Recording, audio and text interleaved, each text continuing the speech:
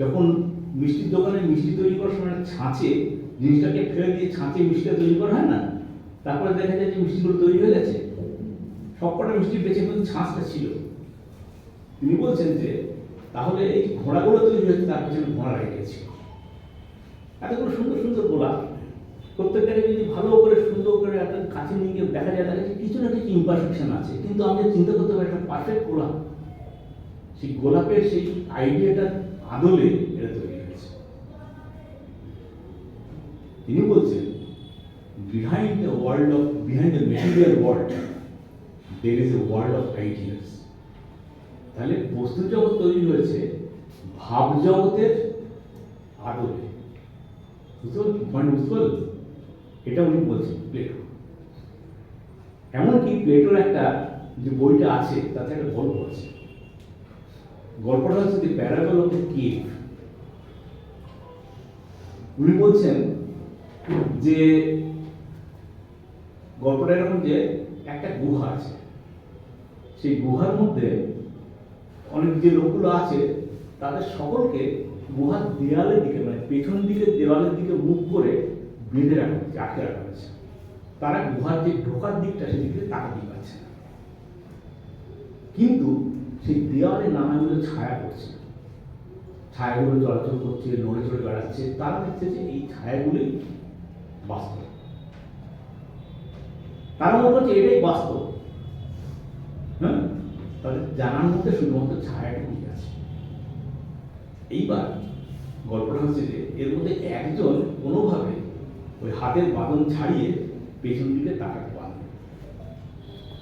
যখন তাকাতে পারলো সে দেখলো গুহার মুখ, সেখানে দেখলো আরো অনেকে আছে, তারা নড়ে চড়ে বেড়াচ্ছে, এবং তারা নড়ে চড়ে বেড়াচ্ছে সেই কারণেই তার ছায়াটা ওই দেওয়ালে গিয়ে পড়ছে। সেটা বলবো বাহ, এই তো আসলে ওটা আসলে কারণটা হচ্ছে ওটা, তাই জন্য এটা তুমি দেখতে পাচ্ছ।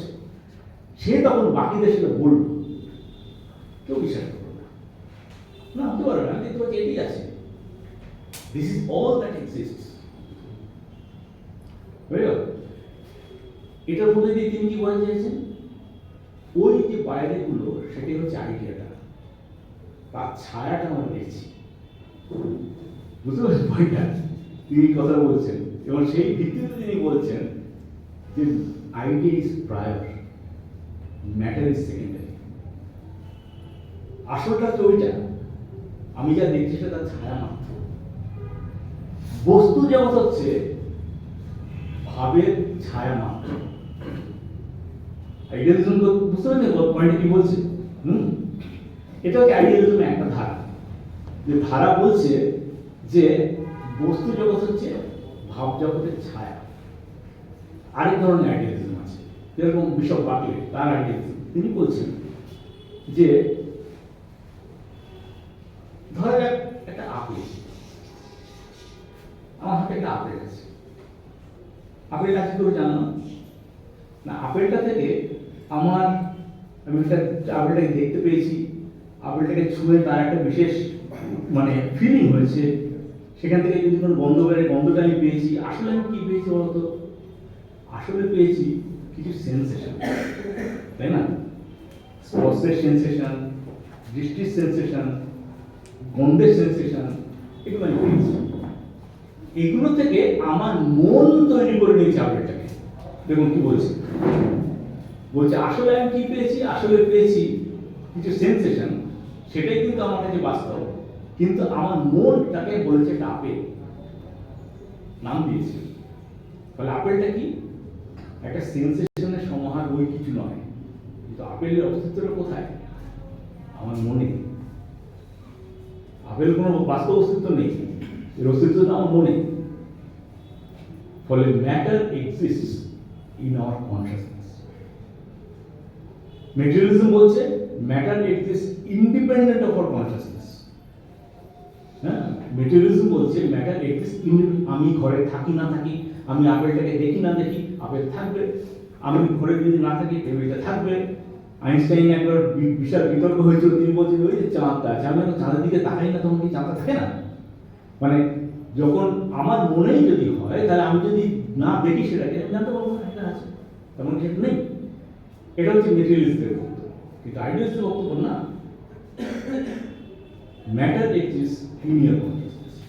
তাহলে দেখুন এই দুটো যে স্কুল অফ থট, একটা মেটেরিয়ালিজম, একটা আইডিয়ালিজম, বিজ্ঞান পুরোপুরি মেটেরিয়ালিজম নিয়ে চলে।